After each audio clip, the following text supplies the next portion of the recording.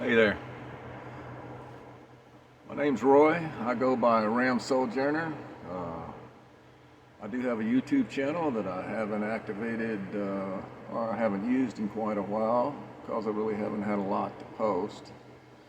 Uh, I'm 75 going on 76, and I've decided to go to Southeast Asia, starting in the Philippines and then seeing where I'm led from that point. I got the idea, or the implanted in my head in a vision about a little over 2 years ago, while a couple of friends and I were talking. One's a Navy, been in the Navy. He was aboard the USS Midway, and he was stationed or visited the Philippines several times. And we were just discussing our travels, and we kind of implanted in my head that maybe I needed to go, but couldn't go because then there were COVID restrictions into the Philippines and other foreign countries, and also I had to get my passport. So I decided to start researching the Philippines, and I started watching video bloggers out of the Philippines, and have learned a lot from them.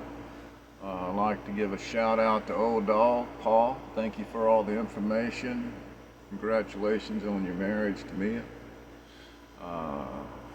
The Philippine Info Channel with Steven is a great source of information. He's very good. Yeah, Geo in the Philippines, another good source of information. These guys have been there for a while. They know their stuff. They offer a lot of insight. They do a lot of interviews and stuff with people. Some of the Filipinos I watch is Filipino P. She's quite the trip. Has a very good channel, a lot of good information there.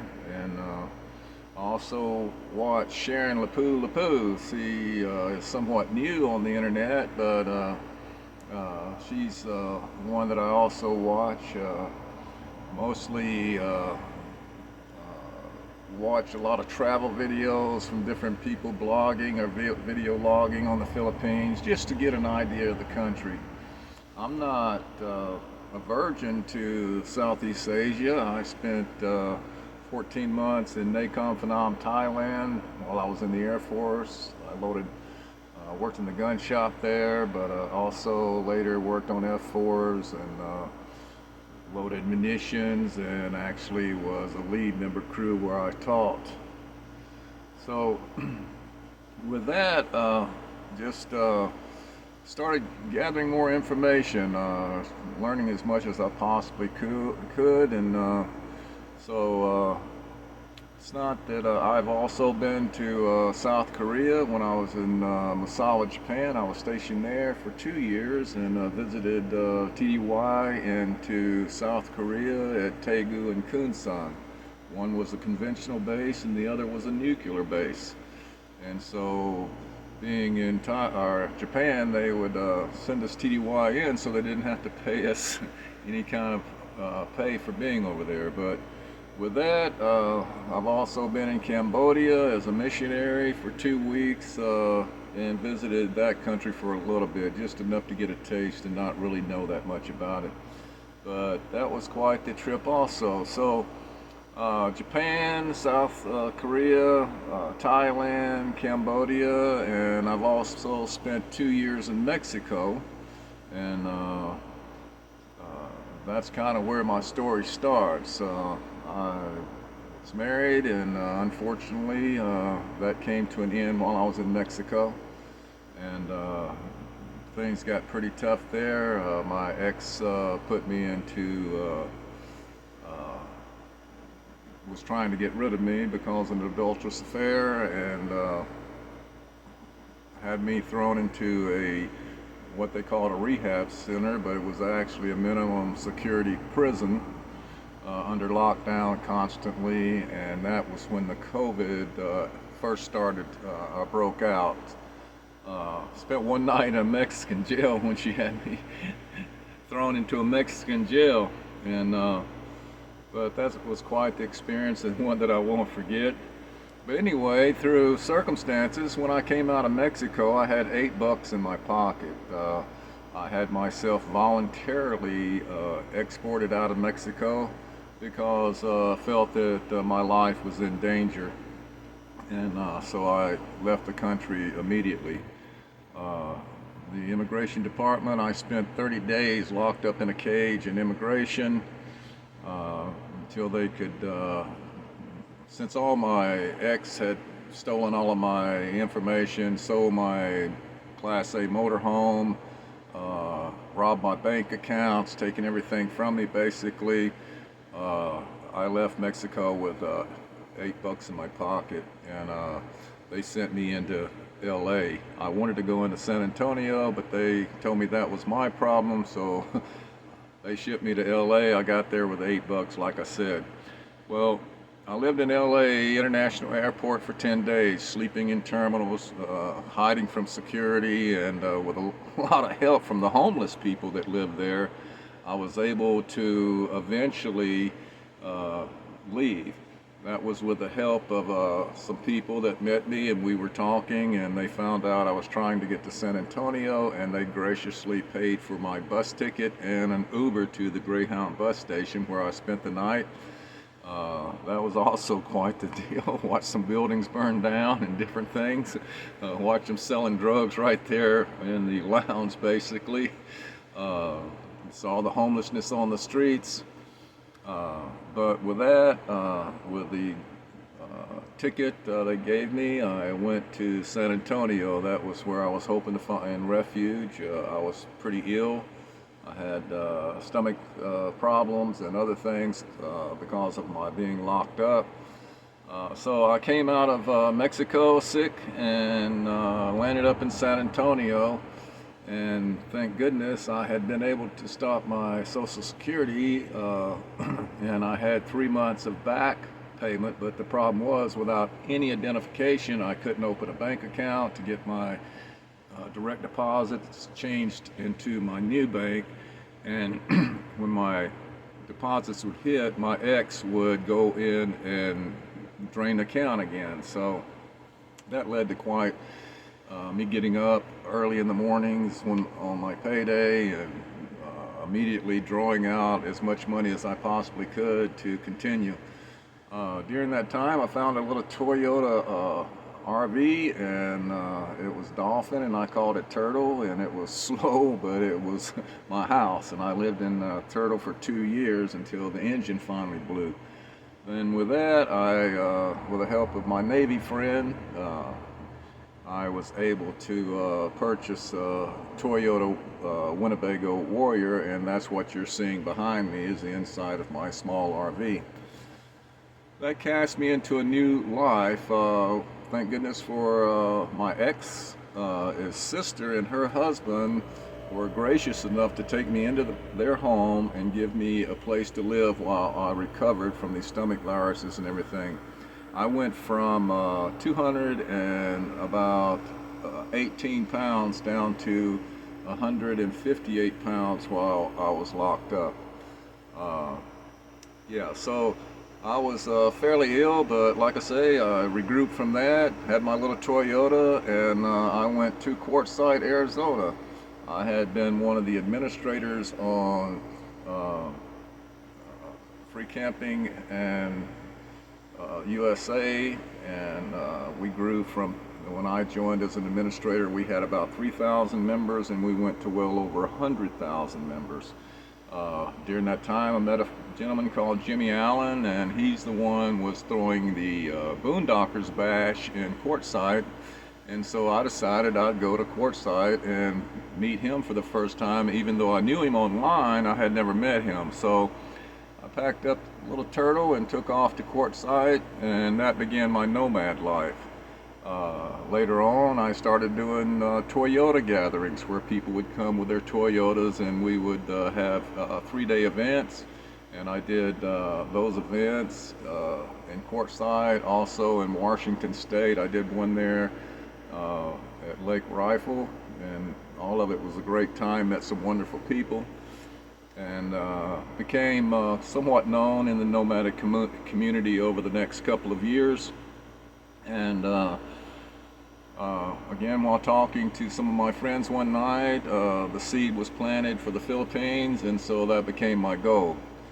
Facing COVID, I couldn't make a move, and I didn't have a passport, and I had to go through the process of getting all that rectified.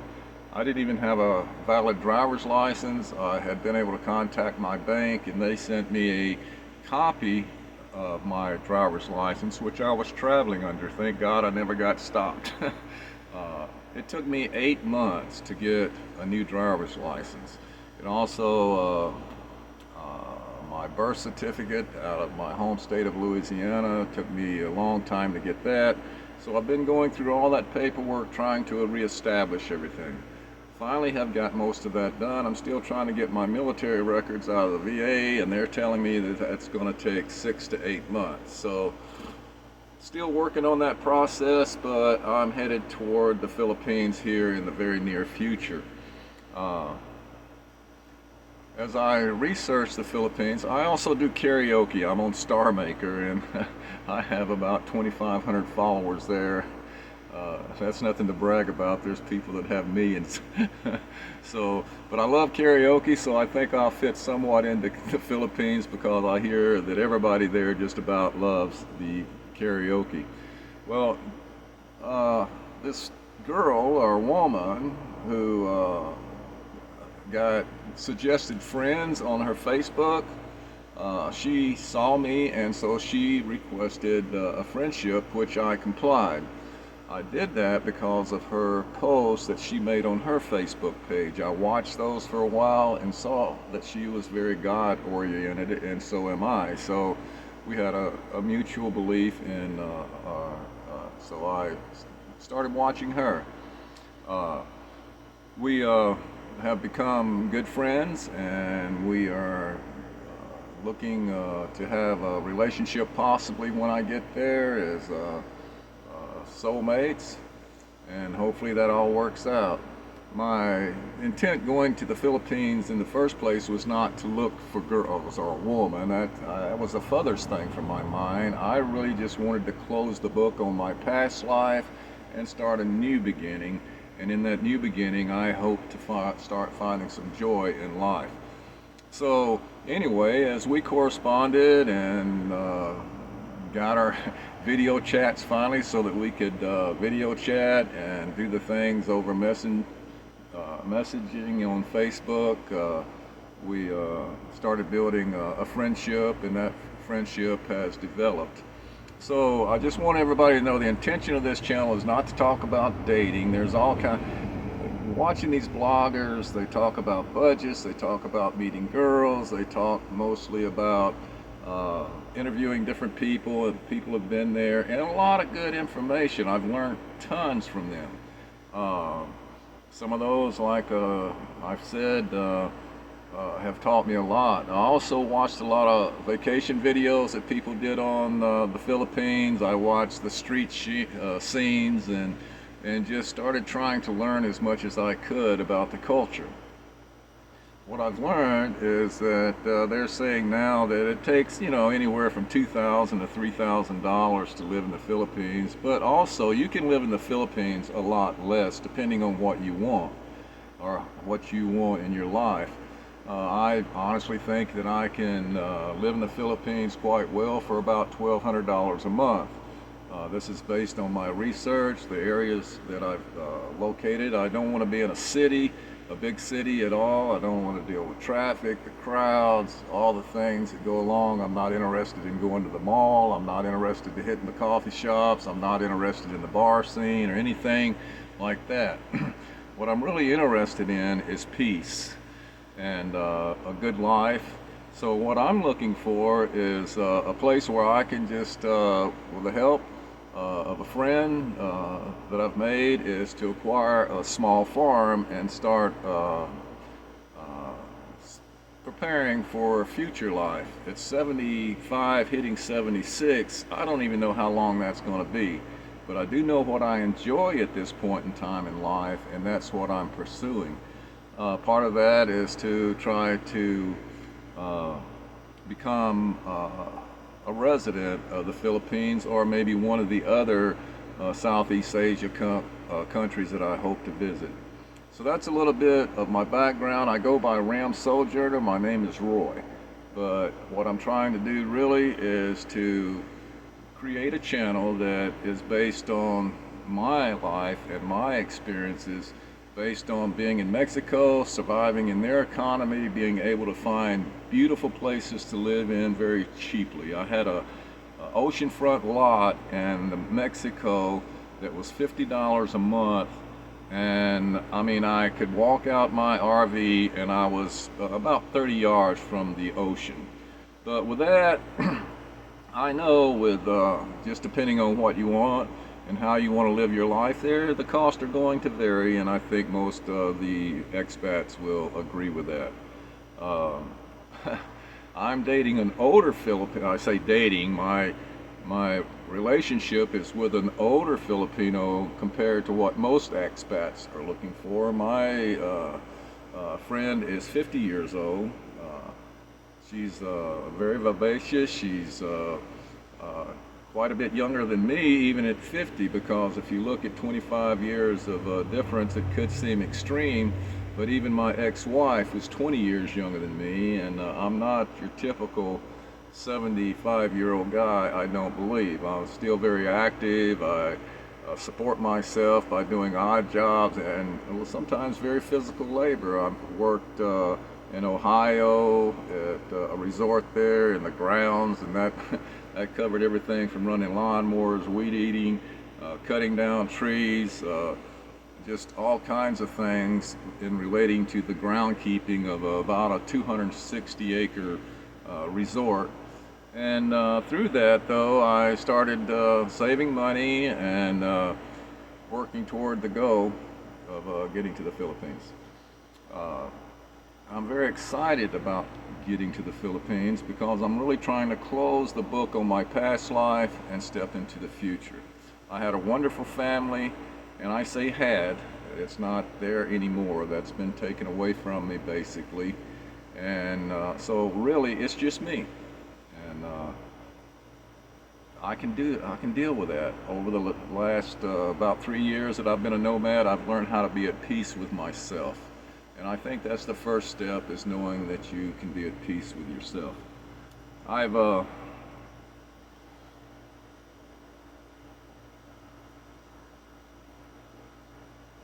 decided that the Philippines was where I wanted to go because of the English speaking there. Like I said, when I was in Thailand, I did learn some Thai, just, sawadee cup, those kind of things, just basic courtesy things that you learn.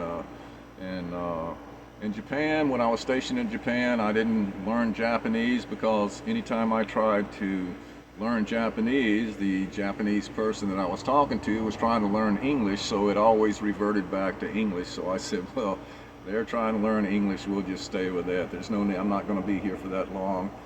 And although I spent 2 years there.